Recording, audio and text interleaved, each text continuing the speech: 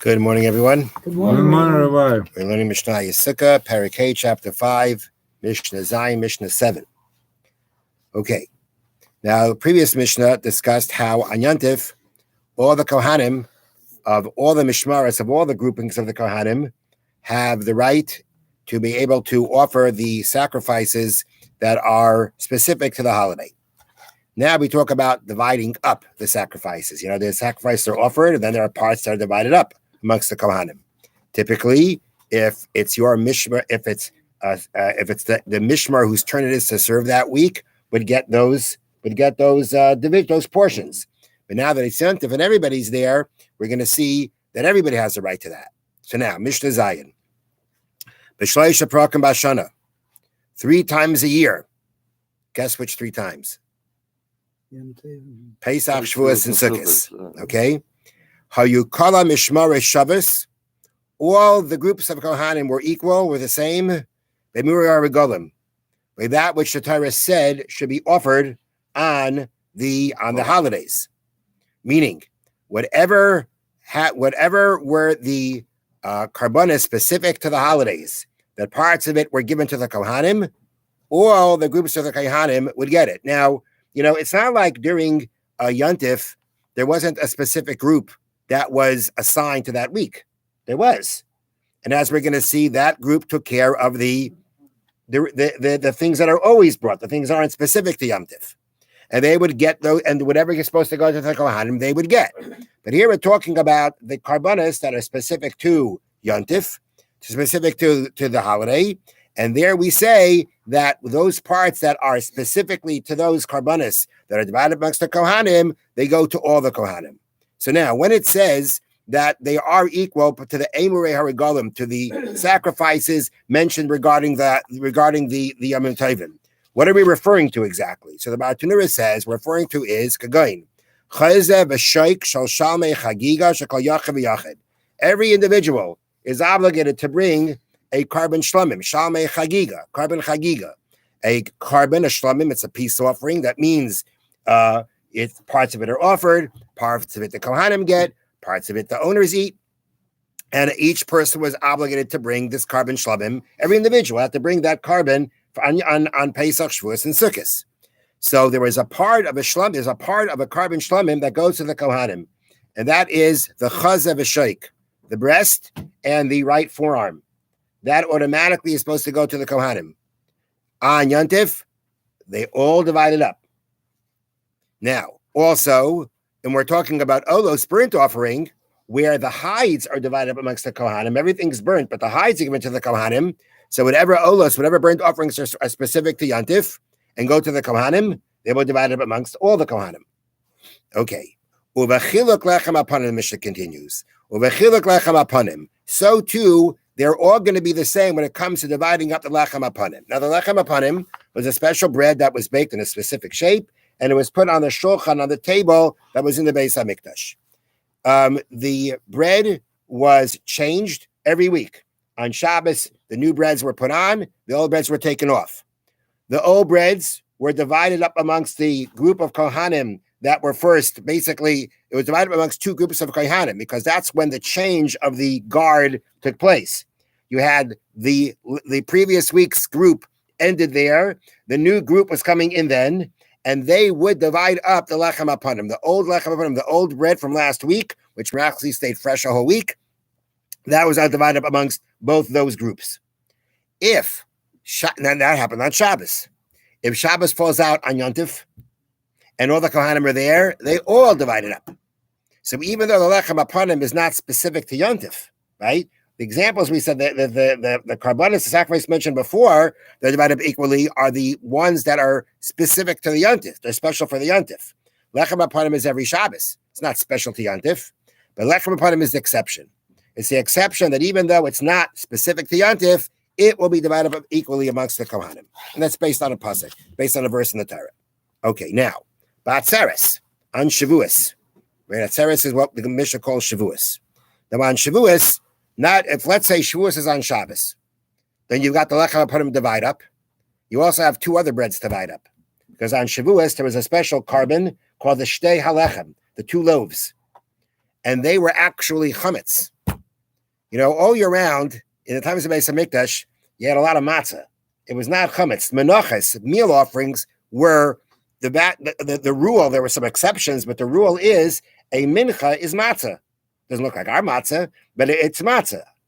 And shtei alechem, the two breads brought on Shavuos, was an exception. They had to be chametz. Okay, so now what do you do with the shtei alechem after they're brought? After they're whatever you're supposed to do with them, you bring them to you bring them to the Beis HaMikdash. You do the offering of the mincha, but you're left with 2 loaves of bread. Who gets them? The kohanim, right? Now let's say it's Shabbos and Shavuos, which will happen this year, at least the second day of Shavuos. Okay, let's say it's Shabbos and Shavuos. So you got to divide up the lechem upon him. Got to divide up the shtei alechem, the lulav, 2 loaves. Let's remember, there's 2 loaves. We're chametz. The lechem upon him. We're matzah. So the Mishna says, Ba'atzeres, on Shavuos, oimrim eloi, they say to each Kohen who's getting his portion, Hey lech matzah, here is the matzah. The hey lech chametz, here is the chametz. They specifically told them what they are getting. Why? Why do you have to tell them what they're getting? I mean, it's not like, it's not like there's the chametz, there's the matzah. It's not like why do you have to tell them? The explanation is like this. When the lechem upon him, the shei lechem were distributed, if a kohen would take 2 shares of one offering, instead of a single sharing of each, he would be giving away his portion of one in exchange for a second portion of the other. Meaning, let's say it comes out, right? We're supposed to all get something from the shtei alechem, something from the lechem upon him. Now, let's say it didn't happen that way. Let's say for some reason somebody got everything from one. All right? So that would mean then that, so to speak, automatically, that means you made an exchange. That means I exchanged, my portion of whichever one for the other. Because let's say that's what happens. Let's say a kohen gets only from the shtei alechem. Only gets from shtei alechem. So what happened to his lechem upon him part? What happened to his share lechem upon him? What would have to happen is an exchange. The exchange between the lechem upon him and the shtei alechem. That's why you landed. That's how you can land up with both. There's only one problem. You're not allowed to do that. You're not allowed to exchange. There's no exchanging. We trade. I like the chametz better. You like the matzah better. No, you can't go exchanging it. You have your portion. You eat it. There's no exchanging. So therefore, in order for the kohanim not to be concerned that maybe there's a mix-up happening, and this is what's going on, and this thing that shouldn't be happening is what's happening, they very specifically told them, here is the chametz, here is the matzah. Know that you are getting a portion of each and not landing up with 2 portions of one. Okay, now, Mishna continues, Mishmar shazmanoi kavua, a mishmar that it was its set time, meaning as we said before, even on Yontif, there was the group of kohanim that were designated for that week. Hu makriv tamidin.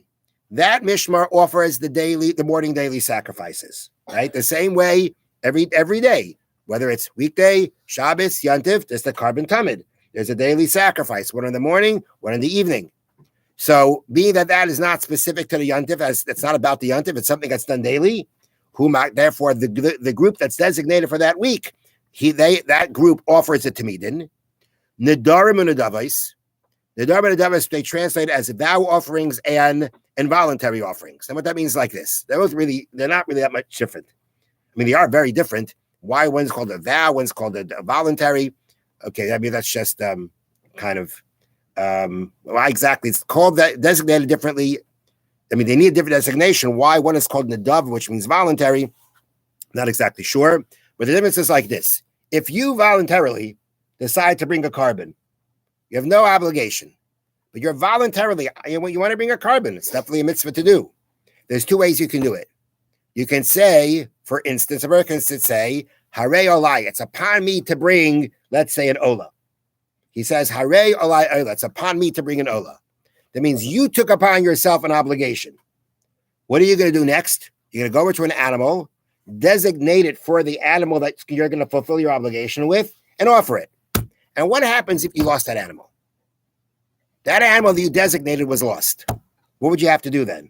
You got to bring another one because you said you took upon yourself an obligation to bring an ola, and you got to bring it. As opposed to what? Wait, now, there's another way of doing it. Another way of doing it is is that when you want to, again, voluntarily bring a carbon, is you say, I have to bring that animal for a burnt offering. In that case, you've designated that animal as the carbon. And that's the obligation you took upon yourself, that animal. Now, if that animal drops dead, you're free. Up the creek. You're free. Not up the creek, you're free. You're exempt.